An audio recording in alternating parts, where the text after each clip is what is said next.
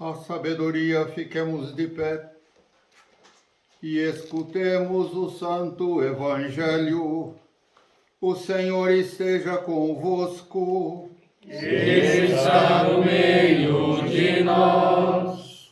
Proclamação do Evangelho de nosso Senhor Jesus Cristo, segundo São Mateus. Glória a vós, Senhor. Glória a vós. Estejamos atentos. Naquele tempo, Jesus foi à região de Cesareia de Filipe e ali perguntou aos seus discípulos: que dizem os homens ser o Filho do Homem? Eles responderam: alguns dizem que é João Batista, outros que é Elias, outros ainda que é Jeremias ou algum dos profetas. Então Jesus lhes perguntou: e vós, quem dizeis que eu sou? Simão Pedro respondeu: tu és o Messias, o Filho do Deus vivo. Respondendo, Jesus lhe disse: feliz és tu, Simão, filho de Jonas, porque não foi o ser humano que te revelou isso, mas o meu Pai que está no céu.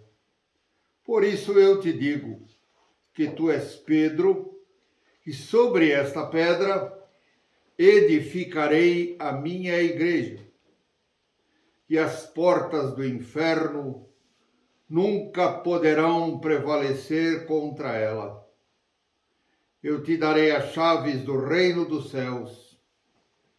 Tudo o que ligares na terra será ligado nos céus, e tudo o que desligares na terra será desligado nos céus.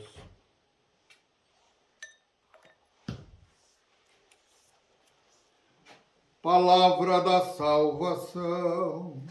Glória a vós, Senhor. Glória a vós. Pelas palavras do Santo Evangelho, sejam perdoados os nossos pecados.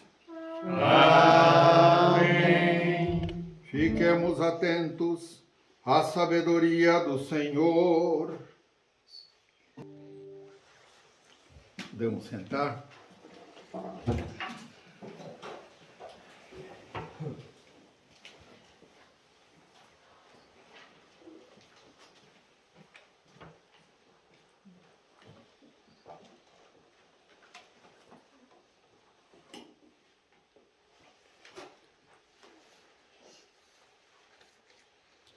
Nós vimos na antífona de entrada da Santa Missa que nos fala que Pedro e Paulo plantaram a igreja, regando-a com seu sangue.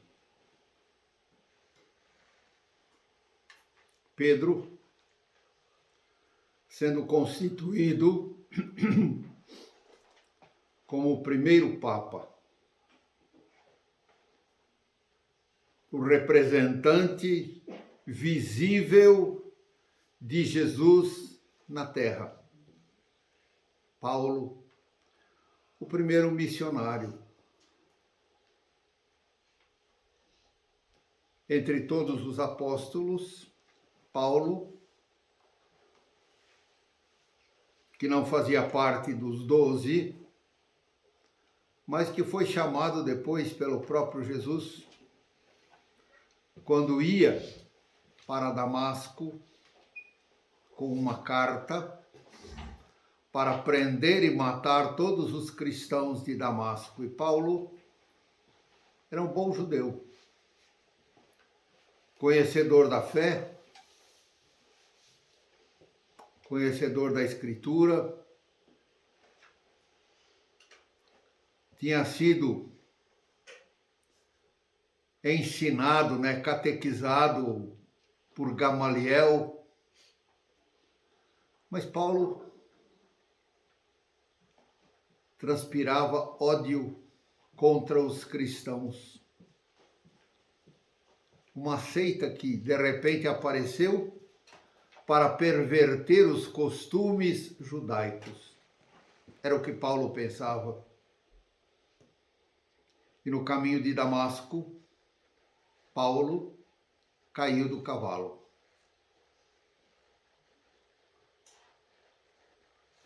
E ouviu uma voz que dizia: Saulo, Saulo, por que me persegues?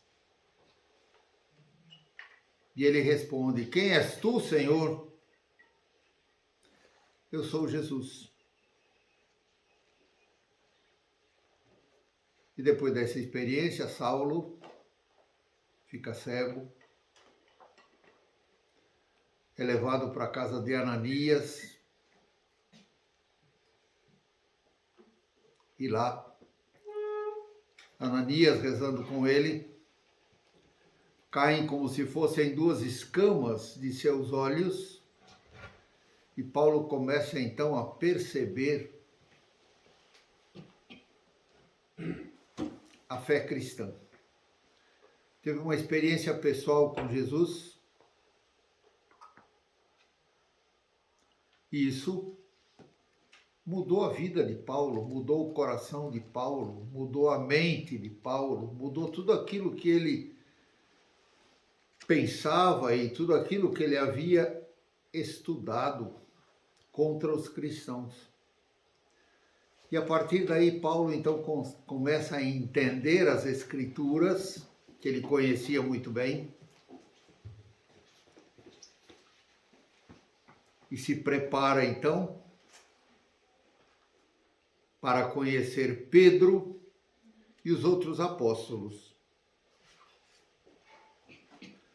Mas os contatos de Pedro e Paulo foram poucos. Poucas vezes eles se encontraram.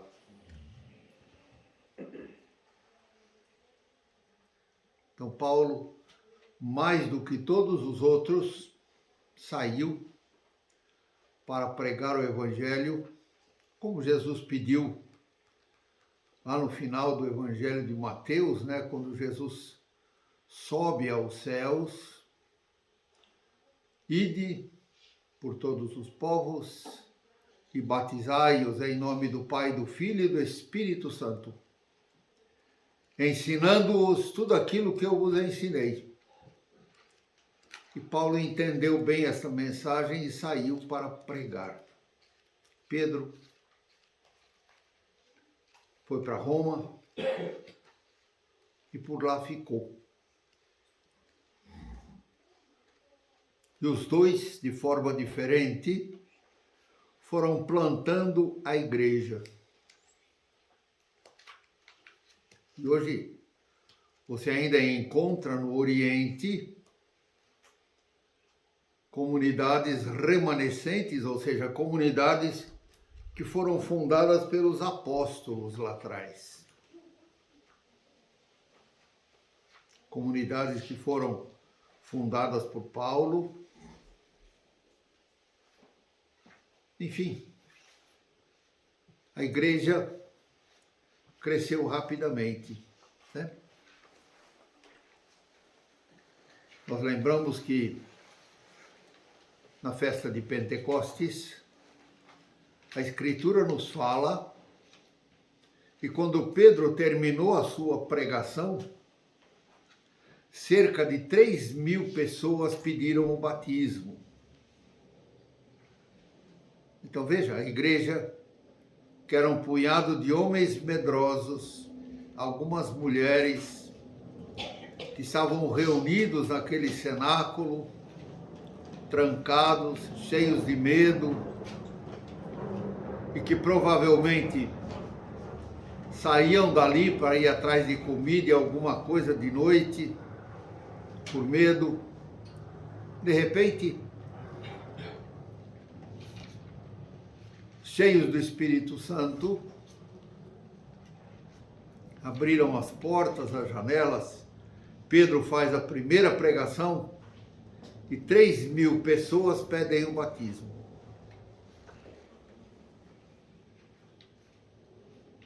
E lógico, surge aí já um problema, né? Aqueles homens agora tinham que evangelizar 3.000 pessoas, prepará-las para serem batizadas. E à medida que os apóstolos foram pregando, muitas pessoas foram se convertendo, aceitando a fé, aprendendo as Escrituras, o Evangelho, e muitas foram batizadas.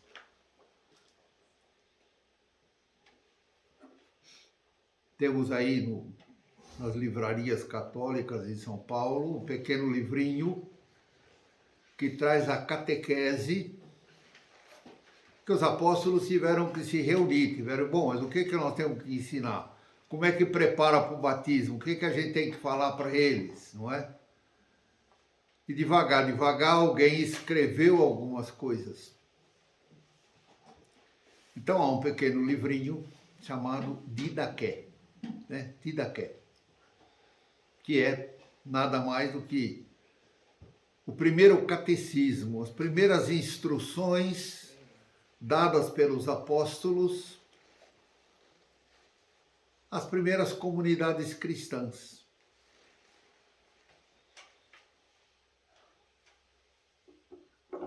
Então você vê, os apóstolos plantaram a igreja e regaram a igreja com o seu sangue.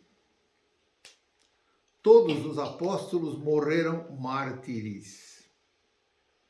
Derramaram o sangue para selar o Evangelho. Se não me engano, é Santo Atanásio que fala que o sangue dos mártires é a semente de novos cristãos. Esse fenômeno a gente vê acontecendo hoje no Oriente, né? Quantos cristãos foram martirizados, quantos continuam sendo martirizados.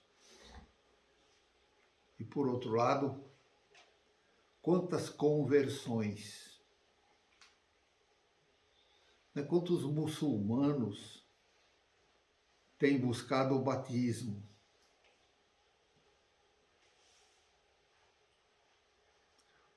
E para serem batizados, eles têm sido preparados, eles têm sido evangelizados. Não é como aqui, né? Que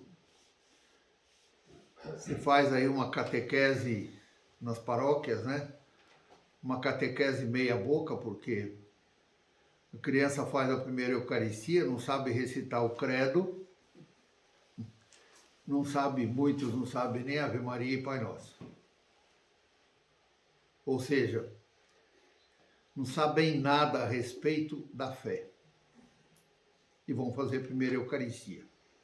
Mas também, a primeira Eucaristia que fazem, não precisa conhecer grandes coisas, porque os catecismos modernos falam da Eucaristia como uma ceia, um banquete, uma refeição. E raramente falam que ali está o Senhor. Que Jesus está presente na Eucaristia. Como a maioria da pregação hoje, pelo menos aqui na nossa América Latina, né? A grande maioria dos padres também não entendem muito, né, de catequese. Entendem aí de documentos, os documentos aí de Medellín, de Puebla, de Aparecida, essa coisa arada toda, mas eles não sabem o arroz e feijão, não conhecem o básico da fé, onde é que a nossa fé se baseia. E porque não sabem, também não tenho o que ensinar. Os catequistas normalmente são mal preparados, porque são preparados em cima de toda uma visão social da fé.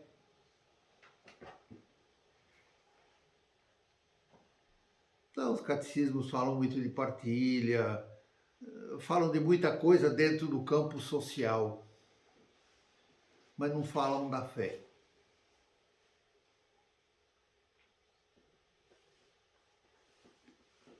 Onde é que está o problema?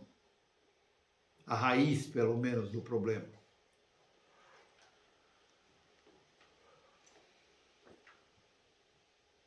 A partir do Concílio Ecumênico Vaticano II, se começou a falar da Eucaristia como uma ceia, como uma refeição, como partilha do pão, enfim, uma porção de outras nomenclaturas para a mesma ideia, não é? E se passou então a celebrar a missa nova. A missa nova é esse rito que a gente está celebrando. A missa nova tira Deus do centro e coloca o ser humano.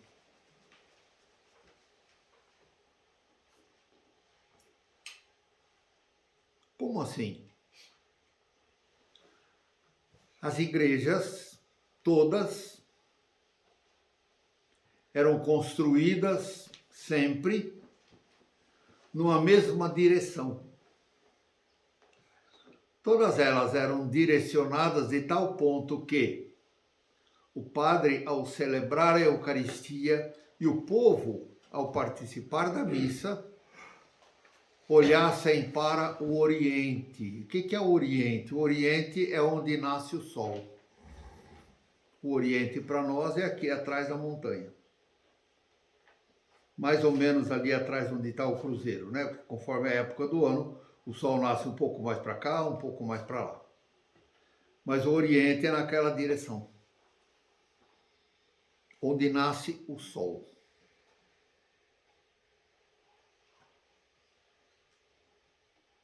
Mas depois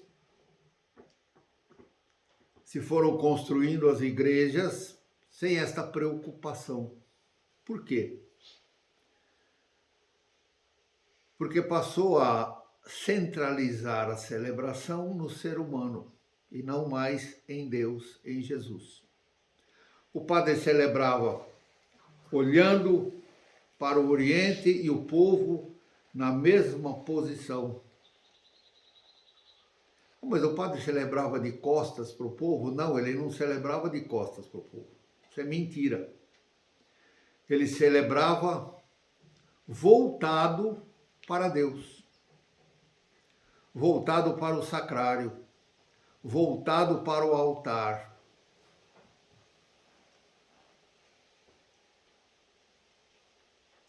Mas por que era assim? Era assim porque já lá no Antigo Testamento, né, quando se oferecia um sacrifício, havia toda esta preocupação.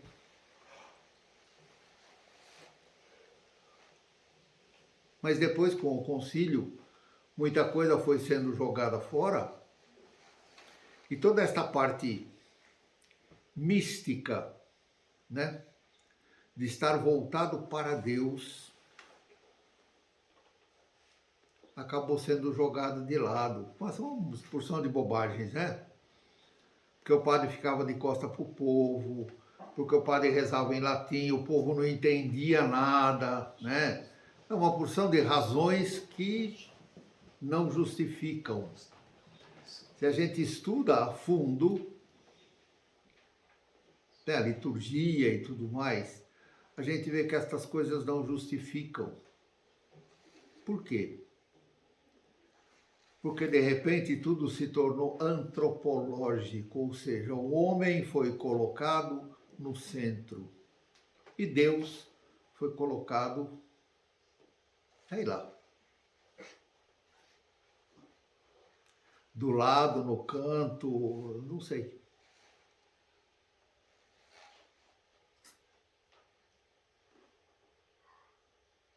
E mais para frente se evoluiu um pouco mais, né? Porque se começou a colocar a cadeira do padre na frente do altar, né? Destacando de forma mais evidente, né, esta centralidade do ser humano. Não, o centro é Deus, não é o ser humano. O ser humano sem Deus não é nada. É simplesmente um animal racional.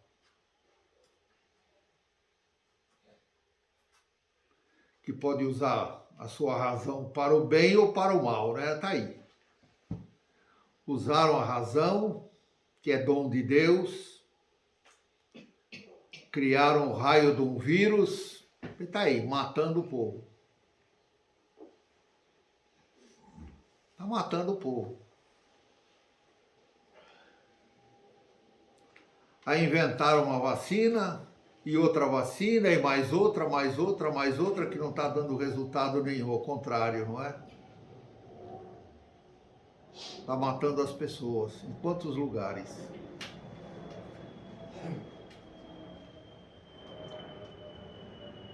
O que é que produz isso? A inteligência do ser humano, que se deixa influenciar pelo poder do mal, por Satanás, pelo demônio, pelo diabo, não é? E passa a usar a sua inteligência para produzir o mal. Quando a inteligência do homem é para produzir o bem. O bem para si mesmo, o bem para os seus semelhantes.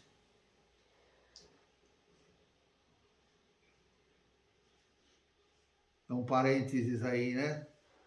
Qual é o mundo que nós estamos deixando para as crianças de hoje? O que nós estamos semeando para as nossas crianças de hoje? Quando forem adolescentes e adultos, o que é que vão encontrar?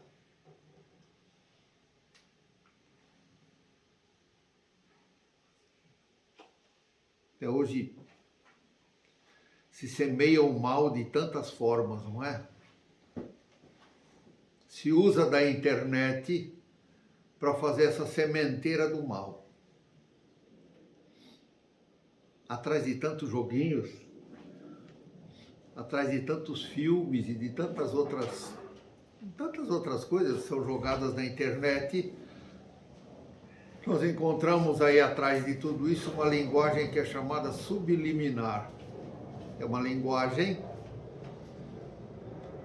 gravada numa frequência de imagem muito rápida e numa frequência de som que o nosso ouvido consciente e o nosso olho não conseguem perceber.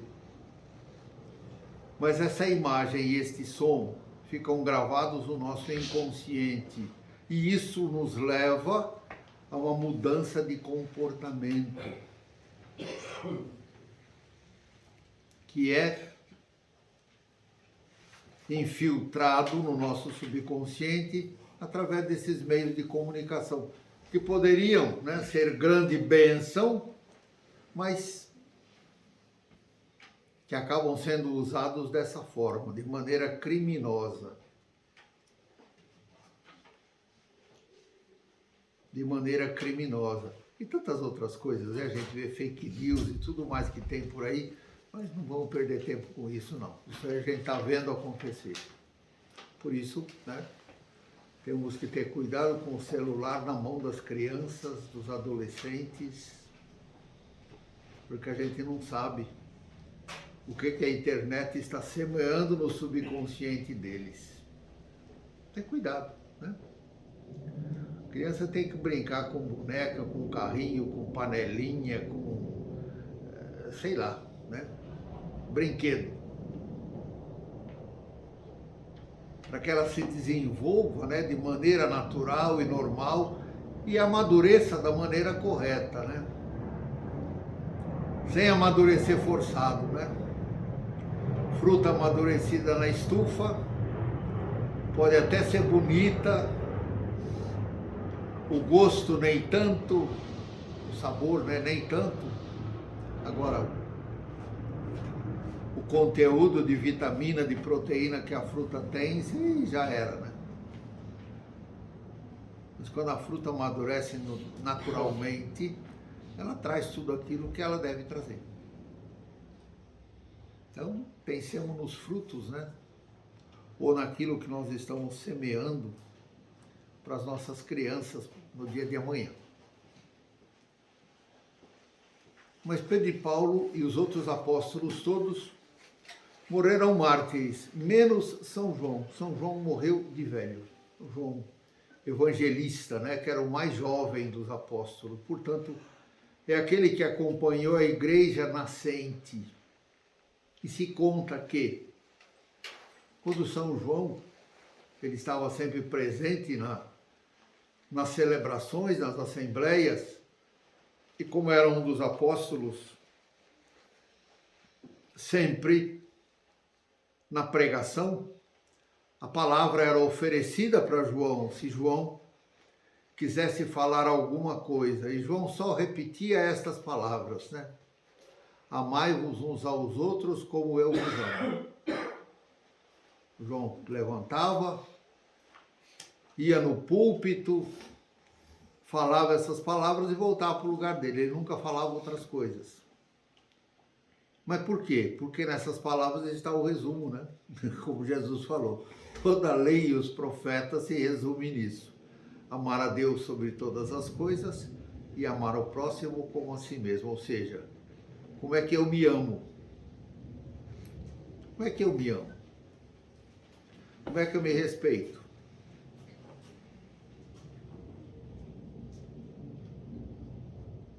Se eu não me amo, é impossível amar o meu próximo. E impossível mais ainda amar a Deus. Como é que eu me amo? Eu cuido de mim, eu cuido da minha saúde, eu cuido da minha higiene pessoal, eu cuido da higiene do lugar onde eu vivo, não é? Da comida, do alimento, da minha saúde. Significa, né, autoestima, em outras palavras, né? É a gente se amar. Gostar da gente. E quando a gente gosta da gente, a gente procura evitar tudo aquilo que nos prejudica. E se eu não me amo, como é que eu vou amar os outros? Se eu não estou de bem comigo mesmo, como é que eu vou estar de bem com os outros?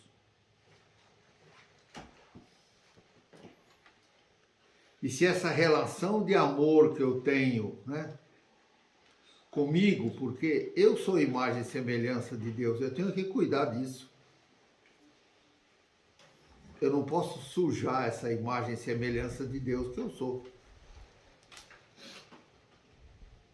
Não vai entrar em detalhes, mas há muitas maneiras, né, de sujar essa imagem e semelhança de Deus que eu sou. Não é que está em mim, mas eu sou imagem e semelhança de Deus. Como é que eu cuido disso? Meu irmão também é imagem e semelhança de Deus. Como é que eu me relaciono com meu irmão que é imagem e semelhança de Deus como eu? E é nesta relação de amor que a gente vai descobrindo o amor de Deus. Por quê? Porque na minha relação com o outro, né, da maneira que eu gosto de ser compreendido, eu também vou compreender o outro. Como eu quero que tenham paciência comigo, eu também vou ter paciência com o outro, por mais que custe.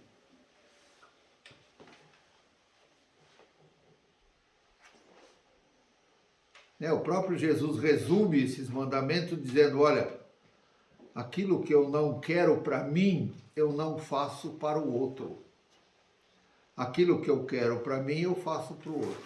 Então, esse é de forma prática, esse amor ao próximo, não é? E o amor a mim mesmo. E nisso está o amor de Deus. Por quê? São João diz que Deus é amor. E onde existe amor, Deus está presente. O amor que significa perdão, que significa acolhida, que significa compreensão, que significa ter paciência com o outro, que significa muitas vezes engolir o sapo, não é? Para não faltar com a caridade com o outro. Que significa muitas vezes chamar a atenção do outro, porque é chato, não é chamar a atenção dos outros. Mas chamar a atenção do outro porque eu não quero que ele erre, eu quero que ele melhore, eu quero que ele esteja bem, como eu estou bem. Ou muitas vezes deixar que o outro dê a cabeçada, né, para poder aprender. E não deixar que o outro, com suas atitudes, o seu jeito, enfim, né, ele está lá fazendo um monte de besteira, eu não posso deixar que aquilo me prejudique, senão eu não estou me amando.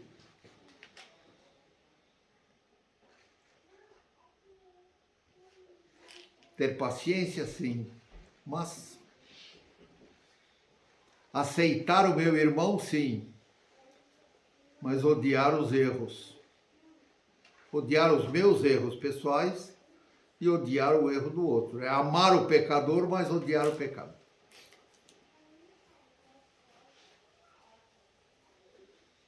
A polêmica que a gente está vendo esses dias, né, que terminou aí o mês do orgulho, né? O mês do orgulho gay, né? E a gente vê tanta coisa dentro da igreja, né? Papa, padre, tanta gente falando bobagem, né? Amar o pecador, sim, mas odiar o pecado. Eu não sou obrigado a amar o pecado do outro, não. Amar o outro, sim, mas o pecado dele, ele se vire lá se vire com Deus e com o diabo, né? É problema dele. Então, João só falava essas palavras. E é onde está toda a lei e os profetas, está resumido nisso, né? Amar a Deus sobre todas as coisas e o próximo como a mim mesmo. E João não morreu mártir, morreu de velhice. Os outros todos morreram mártires, derramaram o sangue, plantando a igreja, semeando novos cristãos com o seu sangue. Por isso, façam o que quiserem, né? Façam o que quiserem. As portas do inferno não prevalecerão contra a igreja. Satanás pode fazer o que ele quiser. Ele pode até estar lá dentro do Vaticano. Há uma porção de cardeais lá que são comprometidos com Satanás para destruir a igreja. Mas a igreja permanece. A igreja permanece. Assim como a igreja permaneceu lá no início, né, nas catacumbas e tudo mais, a igreja volta a existir nas catacumbas, não tem problema. Se está de catacumba, esse aqui nessa serra, está cheio de gruta, está cheio de lugar aí onde a gente pode se esconder para celebrar.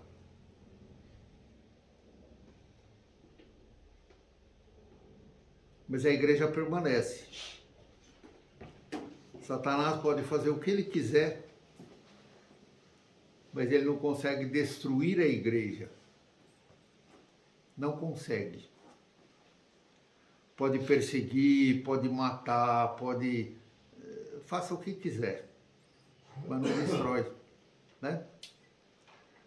Você vê nos lugares onde tem a perseguição na China, né? Continua a perseguição aos cristãos, cada vez pior, cada vez mais pesada, né? Mais sanguinária a perseguição. Os cristãos estão lá, continuam firmes na sua fé. No Oriente, a mesma coisa. E em tantos outros lugares do mundo. Na África. Quanto mais matam cristãos, mais pessoas pedem o batismo no Oriente, na África, é a mesma coisa.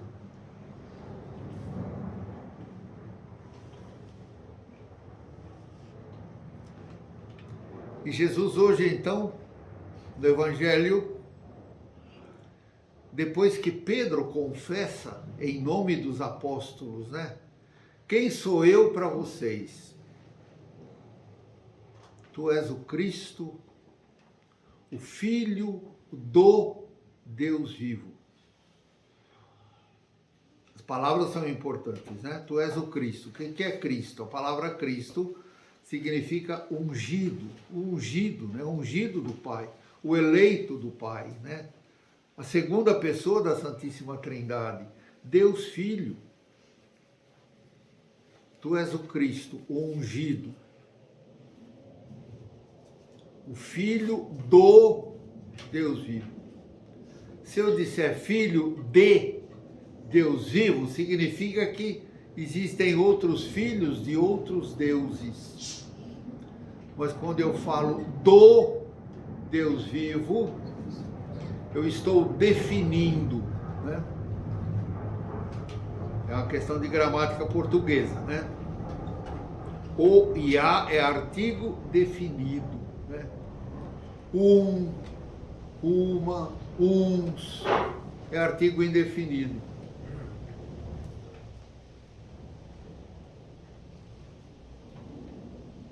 Mas quando eu falo do Deus vivo, é do único Deus uno e trino, Pai, Filho e Espírito Santo. Esse é o nosso Deus. Portanto, as outras religiões que acreditam em Deus, mas não acreditam no mesmo Deus que nós acreditamos, um Deus que é uno e trino, Pai, Filho e Espírito Santo, acreditam em Deus, mas não é o mesmo Deus que o nosso. O Deus dos muçulmanos, né? Não é o nosso. Não é o Deus uno e trino. É um Deus.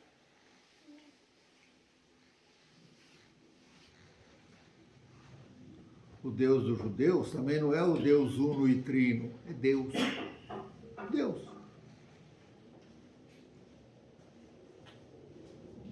Não é o mesmo Deus nosso. Portanto, há algumas falhas, não é? Quando, por exemplo, João Paulo II chamou os judeus de nossos irmãos mais velhos. Não podem ser nossos irmãos. Porque o Deus deles não é o mesmo Deus nosso. Os judeus do Antigo Testamento são uma coisa. Os judeus desse novo tempo são outra coisa. São coisas diferentes, distintas.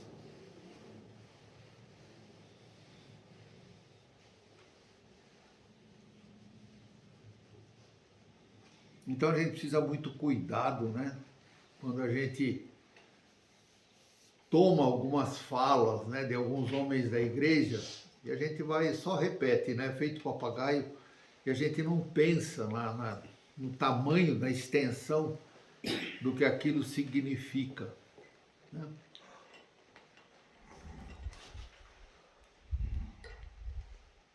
Então Pedro, tomando a palavra, proclama: Tu és o Cristo, o Filho do Deus vivo. E Jesus responde dizendo: Pedro, bem-aventurado é você, porque isso não te foi revelado pela carne, mas pelo próprio Deus. O próprio Espírito Santo é quem te revela isso. E porque você proclama esta verdade, tu és Pedro, e sobre esta pedra eu edificarei a minha igreja. No texto ali da leitura está construirei. Construir é uma coisa, edificar é outra. Se quiserem depois, procurem as diferenças no dicionário, né? O que é construir, o que é edificar. As palavras têm um peso. Edificarei a minha igreja. E esta igreja foi edificada sob Pedro.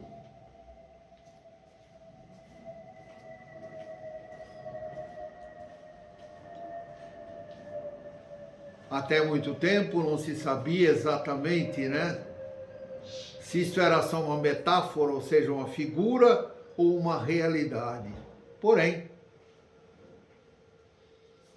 arqueólogos e cientistas começaram a fazer escavações por baixo da Basílica de São Pedro e encontraram um antigo cemitério 30 metros abaixo de onde está o altar da Basílica de São Pedro, né?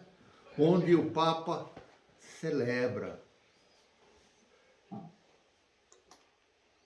Então, 30 metros abaixo do altar encontraram um túmulo, uma sepultura, onde estavam os ossos de Pedro. Havia lá uma caixa de prata, e havia ossos embrulhados com seda vermelha, e havia lá uma inscrição: aqui está Pedro.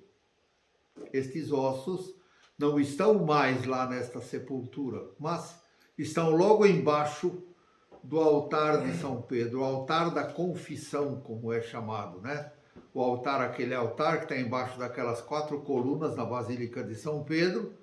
E se você ver, tem umas escadas, né, e uma balaustrada aqui com lamparinas acesas, então você desce, e lá embaixo tem um grande ícone de Jesus, um grande ícone do Cristo, né, do Pantocrator, e do lado direito há uma pequena caixa onde estão os restos mortais de Pedro. No dia 29, vocês vão encontrar isso no YouTube, teve a missa, né, de Pedro e Paulo na Basílica de São Pedro, e no final da missa, o Papa e os representantes ortodoxos, né, o representante do Patriarca Ecumênico de Constantinopla e outros que estavam lá na missa, desceram com o Papa, um grupo, não sei quantos eram, mas no final da missa todos eles desceram para venerar as relíquias de São Pedro. E cada um deles recebeu uma pequena vela e acendeu esta vela e deixou ali diante das relíquias de São Pedro. Ou seja, é uma forma de reconhecer ali que naquela relíquia de Pedro está a unidade da igreja. A unidade da igreja. A igreja é una, é santa, é católica e é apostólica. E você tem lá em Roma 4 grandes basílicas que mostram ou o que significam estas 4 palavras: una, santa, católica, apostólica. A Basílica de São Pedro, onde estão os restos mortais de Pedro, representa a unidade da igreja. Por isso que temos que estar unidos a Pedro. Estar unidos a Pedro. Reconhecer a unidade da igreja não é só ir até Roma, acender uma velinha, rezar diante das relíquias de Pedro. Não, é assumir que ali está o sinal da unidade da igreja, na pessoa do Papa. Hoje é bastante discutível toda essa situação, né? Papa Francisco, Papa Bento, não vou entrar nessa questão agora, porque leva muito tempo para poder explicar essas coisas. Mas o Papa é o representante visível de Jesus na terra. É isso que significa o Papa. Representante visível de Jesus na terra. Um ser humano como nós, pecador como nós, mas goza de uma graça que só ele tem, chamada infalibilidade, ou seja, quando ele proclama uma verdade de fé e de moral, ele é infalível. Sempre, sempre, sempre. Nós vamos encontrar na história da igreja, aí talvez uns 30 ou mais papas, que foram mais antipapas do que outra coisa. Pecadores, devassos e sei lá, né? É só a gente procurar as histórias deles. Mas quando eles falaram em matéria de fé e moral, eles foram infalíveis, é uma graça.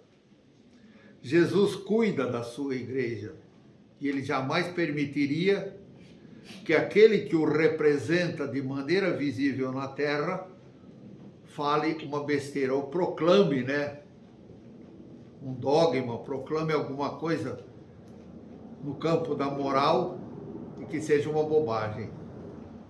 Isso não acontece, não. Eles podem manipular tudo o que eles quiserem, podem manipular eleição de papa, podem manipular nomeação de bispo aí pelo mundo, o que eles quiserem. Mas o Espírito Santo continua na frente e conduzindo a igreja, e nós temos que acreditar nisto. Ah, mas o Papa Francisco, pois é, ele fala uma porção de coisas que são dúbias, uma porção de coisas que pode ter duplo sentido, mas se ele tiver que falar alguma coisa no campo da fé e da moral, não será permitido para ele que ele fale uma mentira ou uma bobagem. Enfim, os ossos de Pedro estão lá, então hoje não é mais uma linguagem figurada, mas é uma verdade. Então a Basílica de São Pedro, porque estão lá os ossos de Pedro, fala da unidade da igreja. A santidade da igreja é materializada, vamos dizer assim, representada pela Basílica de Santa Maria Maior.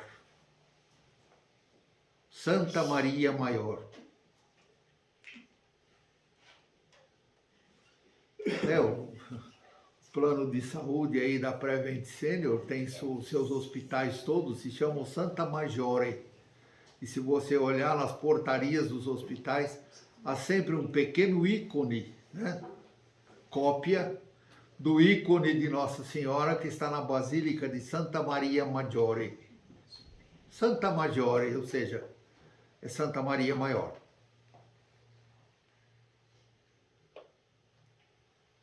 A igreja é católica.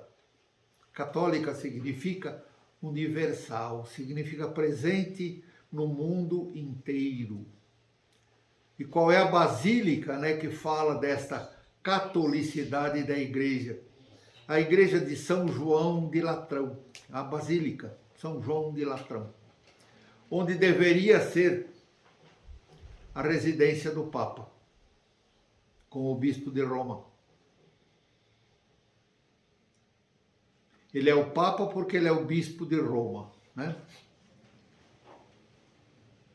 Então a Basílica de São João de Latrão deveria ser a residência, né, oficial do Papa. Mas por que ele mora em São Pedro e não mora lá?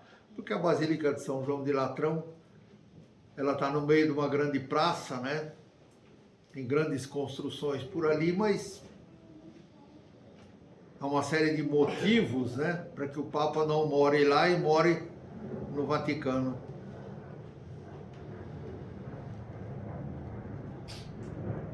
E a apostolicidade da igreja, ela é apostólica. E qual é a basílica que fala da igreja como apostólica? É a Basílica de São Paulo, fora dos muros. Hoje, se você visitar a Basílica de São Paulo, fora dos muros, diante do altar, hoje você vai ver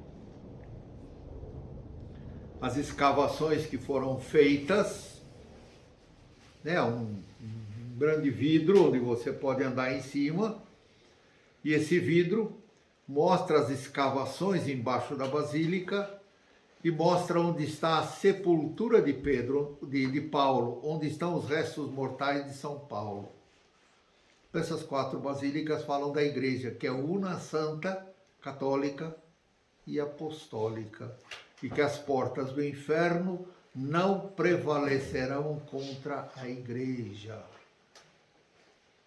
Hoje você muita polêmica, não é? Por aí, gente que fala de um lado, que fala do outro,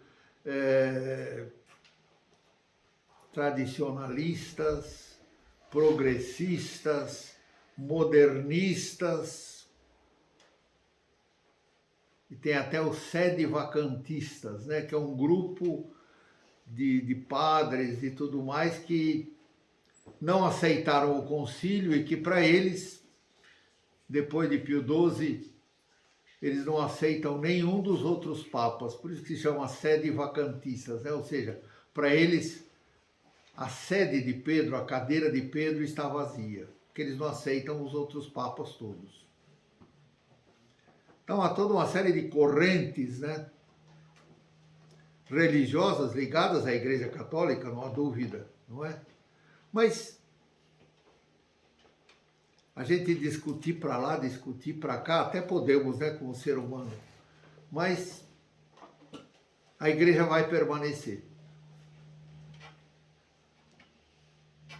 Assim como ela permaneceu, né, uma porção de papas que não eram papas, eram devassos, não é? E não conseguiram destruir a igreja. Por mais que eles fizessem com suas vidas, não destruíram a igreja, porque a igreja permanece, ela é eterna. Quando se canta o hino da igreja, o hino do Vaticano, né, se diz: ó Roma eterna dos mártires dos santos. Roma eterna. Pode se destruir São Pedro, se destruir Basílica, se destruir o que quiser, mas a igreja permanece. A igreja permanece. Por que ela permanece? Permanece porque é o corpo de Jesus. Como São Paulo fala na primeira carta aos Coríntios, lá capítulo 11, 12, 13, né?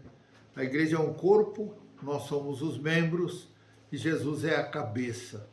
Ou as figuras que Jesus usa no Evangelho, né? Ele é o tronco e nós somos os ramos. Isso é a igreja. Então, o diabo pode fazer o que ele quiser, mas a igreja permanece, ela continua.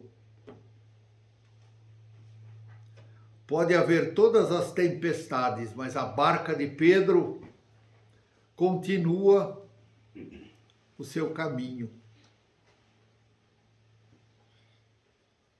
Pedro, o primeiro Papa, Paulo,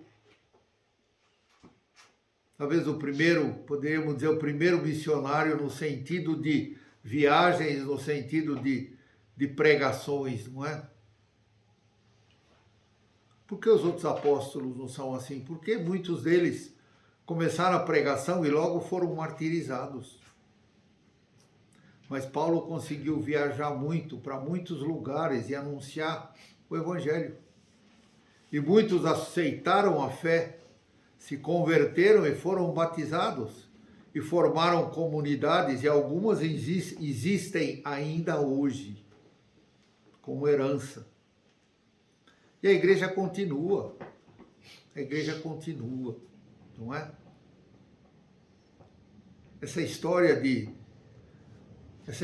que nos tempos modernos a gente não tem que fazer trabalho missionário, que a gente não tem que converter as pessoas a Jesus Cristo e trazê-los para a igreja, isso é uma grande falácia, é um grande engano.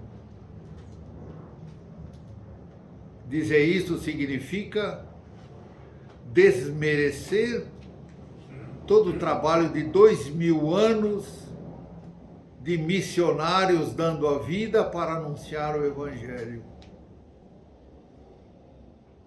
Né? Quando se falou no sínodo da Amazônia, nós não podemos converter aqueles povos, né? Porque eles têm que permanecer com suas tradições, permanecer com sua fé ancestral. Não, nós temos que convertê-los sim. Há valores que podem ser preservados, devem ser preservados, valores culturais. Mas valores religiosos, não. Não, porque são pagãos. Eles são pagãos. E Jesus mandou que se fosse em todos os povos, se batizasse e se evangelizasse. Portanto, não evangelizar e não batizar é não obedecer o Evangelho, é não obedecer Jesus. Um cretino de um bispo, né, que estava fazendo parte do sínodo da Amazônia. Ele não é brasileiro, mas está aqui no Brasil. Ele come o pão dele à custa dos brasileiros. Ele dizia, eu me orgulho porque eu nunca batizei um indígena, grande agente de Satanás, né? Está enganado e engana as pessoas. O que ele faz como bispo? A função do bispo é confirmar os irmãos na fé.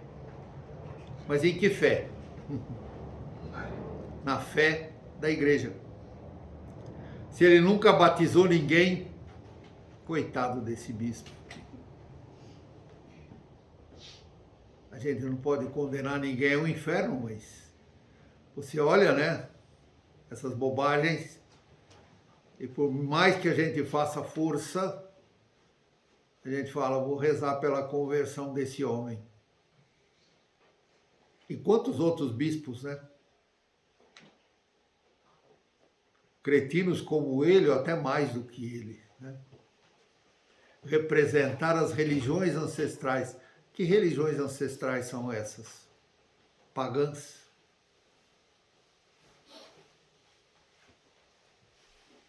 Hoje se discute, eu vou encerrando por aqui, hoje se discute bastante a respeito dos encontros ecumênicos que são feitos em Assis. João Paulo II foi quem convocou o primeiro encontro ecumênico em Assis. Mas representantes de todas as religiões, quem reza para Deus, e muitos que rezam para outros deuses, né, estranhos, que não são deuses, são ídolos. São ídolos. Não, mas o ecumenismo é mostrar que só existe uma igreja. Só existe uma igreja. E que fora dela não há salvação. Ou é católico, ou não é nada. Não, mas é evangélico. Não, mas é de uma igreja tradicional. Não, mas é... Não existe isso. Não existe. Ecumenismo significa pregar o Evangelho e mostrar para as pessoas que só existe salvação na Igreja Católica. As outras nem são igrejas, são seitas. Todas as outras são seitas.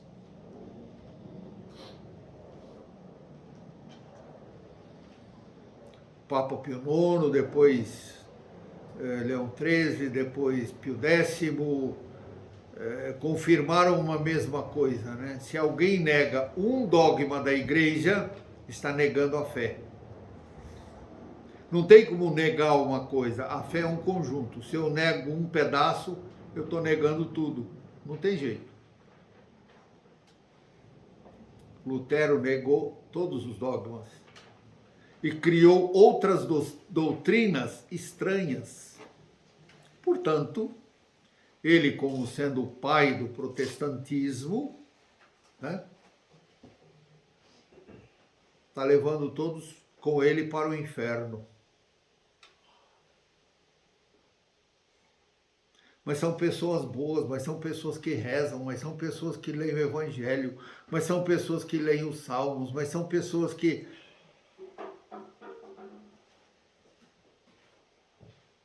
Tudo isso é engano, é falácia. Falácia significa um engano que é disfarçado, né? Uma coisa ruim que é encapada, né? Um monte de esterco, né? Num pacotinho dourado. Isso é falácia. Mas, irmão, você não é muito radical? Olha, eu não sei se tem outro jeito de ser cristão, católico e seguir Jesus sem ser radical. Não tem outro jeito. O teu sim seja sim, o teu não seja não. Ou você é filho das trevas ou você é filho da luz. Não tem meio termo. Ah, não, eu sou filho da sombra. Não, não existe. Ou é preto ou é branco, né? Ou tá morto ou tá vivo. Ou tá grávida ou não tá grávida. Não tem meio. Então, ecumenismo significa chamar todas as pessoas à única e verdadeira fé em Cristo Jesus. Paulo afirma isso em todas as suas cartas, trazendo todos para a igreja, e a única igreja para a qual Paulo traz as pessoas é esta igreja, não é outra. O único que foi colocado como cabeça da igreja foi Pedro. E todos os seus sucessores, pecadores ou não, devassos ou não, os sucessores de Pedro. A igreja é santa e é pecadora.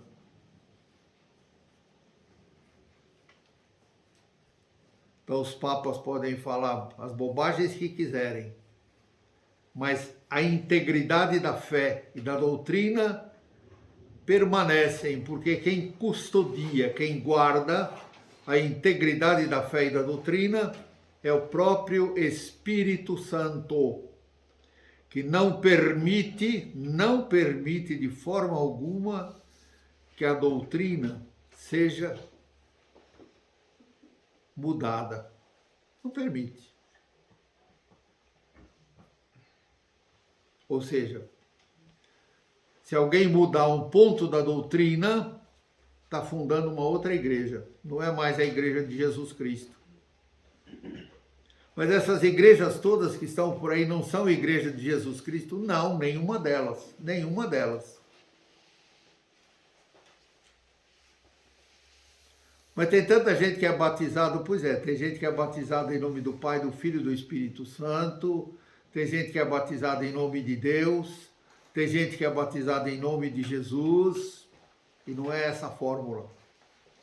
Batizando em nome do Pai, do Filho e do Espírito Santo, e ensinando a observar tudo aquilo que eu ensinei. Portanto, o depósito da fé está na Igreja Católica Apostólica Romana.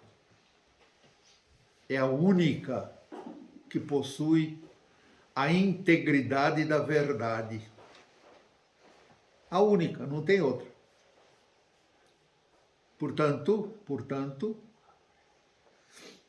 fora desta igreja não há salvação. Gostem ou não gostem, queiram ou não queiram, achem simpático ou não, né? Temos que estar unidos a Pedro.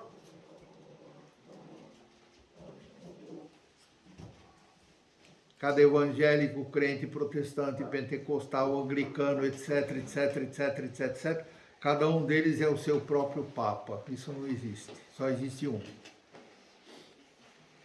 O sucessor de Pedro só tem um.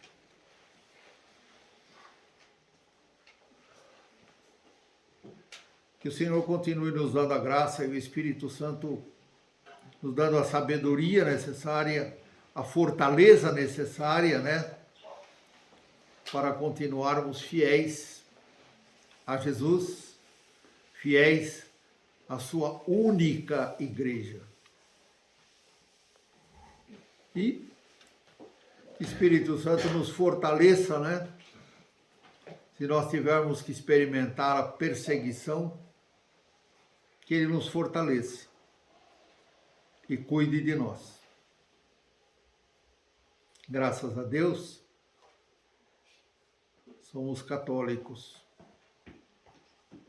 e temos a certeza de que nesta igreja há salvação. Ela tem todos os meios para isso, né? Os sacramentos, o ensinamento de 2000 anos, toda a tradição, e cada vez mais no mundo inteiro, por incrível que pareça, os jovens pedem com bastante insistência e com bastante firmeza, né, que os padres celebrem a missa de sempre, que o pessoal chama de tridentina. Não, não é tridentina não, né? É tridentina porque Pio V, que era o Papa, quando foi feito o Concílio Ecumênico Vaticano I, Pio V unificou a liturgia da Igreja. Unificou a liturgia. A liturgia que é chamada de tridentina. Por quê? Porque ele unificou a liturgia. Mas a liturgia celebrada é a mesma que os apóstolos celebravam, não é outra. Por isso é chamada missa de sempre. E depois do concílio se passou a celebrar a missa nova. A missa nova. É missa, mas não é a missa de sempre. Não é a missa de sempre.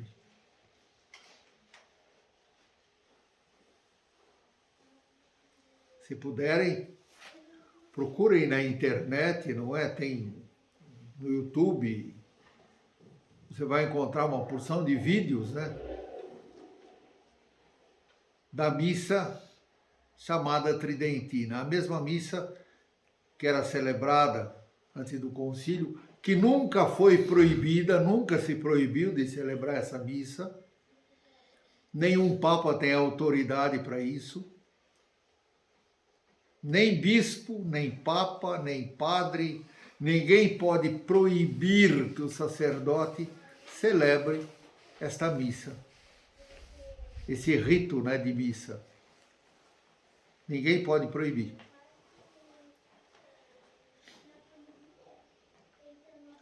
O bispo, pode ter um outro bispo cretino aí, que vai chegar para o padre e vai dizer, não, você está proibido. O padre vai dizer, mas você não pode me proibir.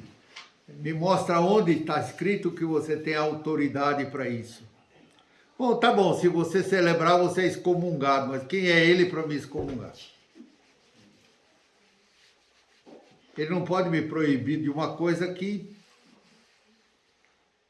ele não tem autoridade, nem o Papa tem autoridade para isso. Está aí uma polêmica aí na internet que o Papa teria falado de proibir a celebração dessa missa, mas ele não pode, ele não é autoridade para isso. Porque existe um decreto do Papa Pio V e esse decreto não pode ser anulado.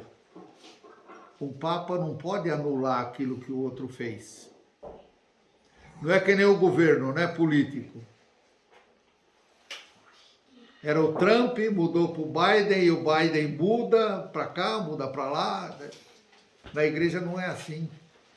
A igreja não é assim. O Papa não pode anular aquilo que o outro fez. Bento XVI fez um motu próprio, ou seja, ele não reuniu ninguém, ele não perguntou para ninguém, ele fez um decreto abrindo que todo padre que quisesse não precisava licença de ninguém para celebrar a missa tridentina. Ele só confirmou aquilo que Pio V já tinha falado. Portanto, ninguém tem autoridade para proibir a celebração dessa missa, né? Enquanto a gente não tem a igreja, nada aqui, fica complicado celebrar assim, porque precisa tem que ter uma estrutura, né, para isso.